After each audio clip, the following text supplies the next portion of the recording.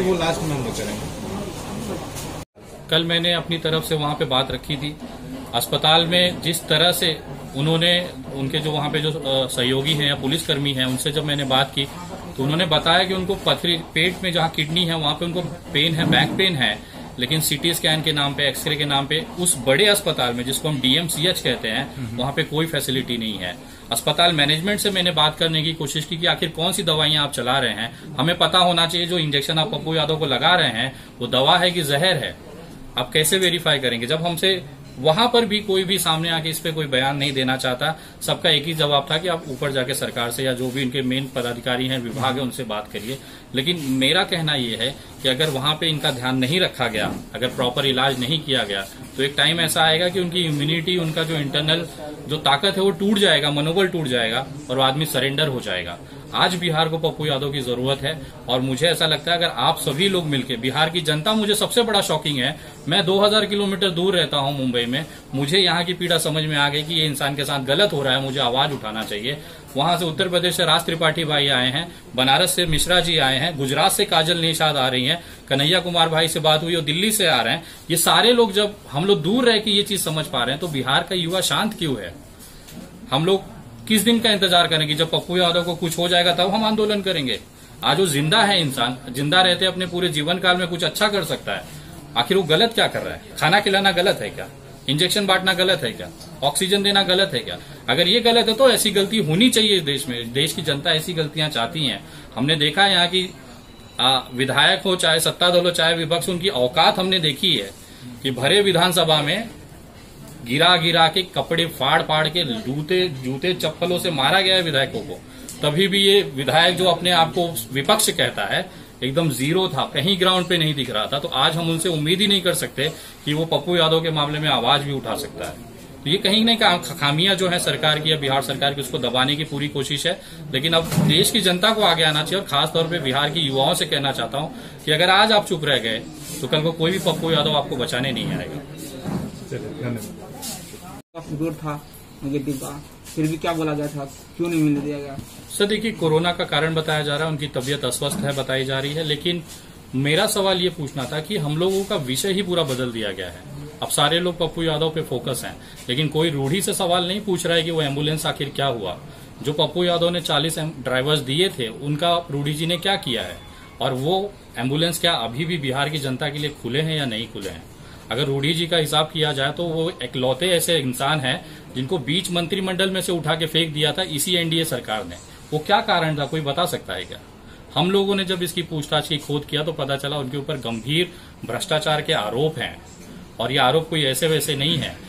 जिस जमीन पे वो एम्बुलेंस मिले हैं, मैं आज आपके वीडियो कॉन्फ्रेंस के, इस प्रेस कॉन्फ्रेंस के माध्यम से मैं पूछना चाहता हूं बिहार सरकार से कि उनकी पर्सनल जमीन पर सरकारी पैसे 9 करोड़ रुपए से उनके जो घर बनाया है, भव्य घर बनाया है, वो पैसे की निकासी आखिर किसने की है और किसने इसमें मदद की है? हमारे पास वो डिटेल्स हैं जिसमें मैं आपको कह सकता हूं, जिसमें मिली भगत है वहां के डिस्ट्रिक्ट मजिस्ट्रेट, वहां के रूढ़ी जी खुद, और उस विभाग से, जिस विभाग में वो मंत्री रहे हैं, उस विभाग के सरकारी पैसे से, बिहार की आम जनता के पैसे से 9 करोड़ रुपए से उन्होंने अपना भव्य घर बनाया है। इस तरह के आरोपों की जब जांच होगी, उस अमाउंट का अभी तक कोई ऑडिट नहीं हुआ है। यही सब कारण है कि रूढ़ी जी को बीच मैदान में से उनको पद से साइड कर दिया गया, मंत्रिमंडल से हटा दिया गया। और जब पप्पू जी जाके वहां पे किसके लिए उन्होंने सवाल पूछा था? आम जनता जो बिहारी है यहाँ पे, जो मर रहा है, उसके लिए सवाल पूछा था। हो सकता था वो एम्बुलेंस महीने भर में 10 लोगों की जान बचा पाती। वहां पे 40 एम्बुलेंस था, कम से कम 400 लोग बचते थे ना। वो सवाल अगर पूछने वाला व्यक्ति को अगर सरकार आरोपी मानती है, तो मुझे लगता है देश भर की सारे जो लोग हैं वो आरोपी हैं। सारे लोग सरकार से सवाल पूछेंगे और वो जितने लोगों को जेल में डाल सकते हैं डालें। हमारी तरफ से खुला स्वागत है पुलिस। पप्पू यादव को जिस तरह से गिरफ्तार किया गया, तो क्या उनको मारने की साजिश भी है?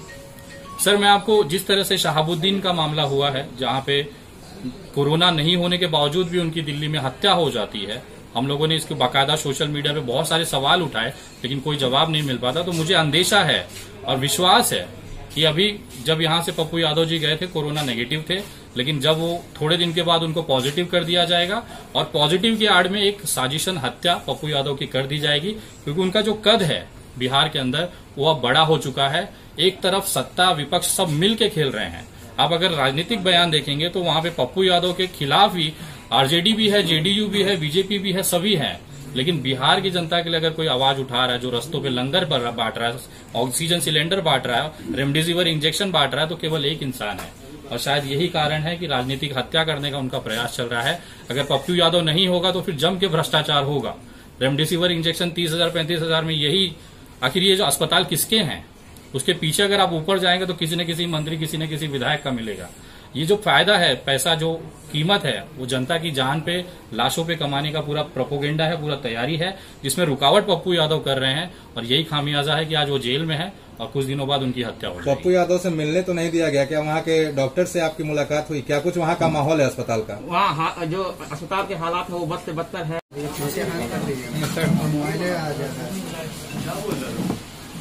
जैसा आप लोग जान रहे हैं कि इस समय बिहार में जो कोरोना का प्रकोप है और उसके बाद जिस तरह से अगर कोई काम करने की कोशिश कर रहा है और मदद करने की कोशिश कर रहा है तो सरकार उसे भी मदद करने नहीं दे रही है।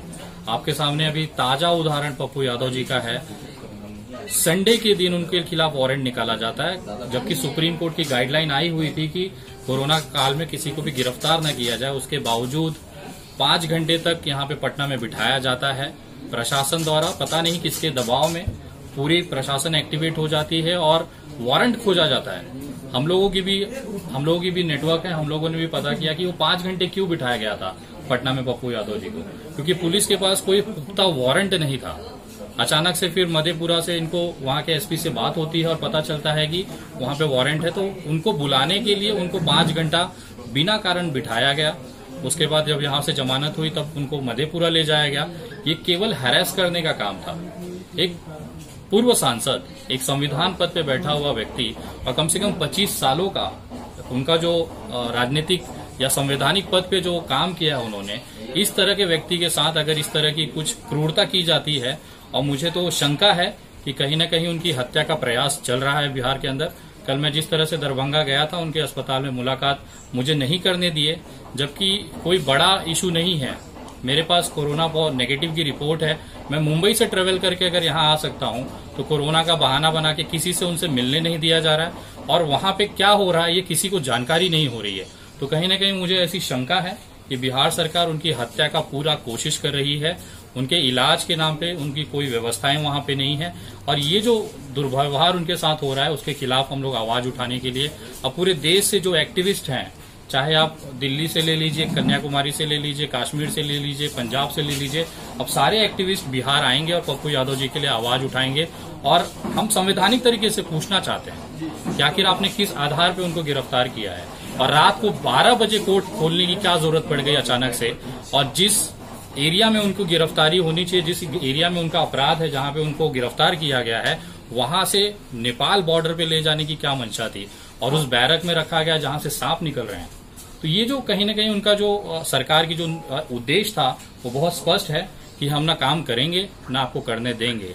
अगर कोई बिहार की जनता को बचाएगा तो उसको जेलों में डाल दिया जाएगा। तो एक छोटा संदेश हम तमाम सामाजिक कार्यकर्ताओं की तरफ से है कि आप जेल के दरवाजे खोलिए, हम लोग आ रहे हैं, हमें गिरफ्तार करिए अभी आप।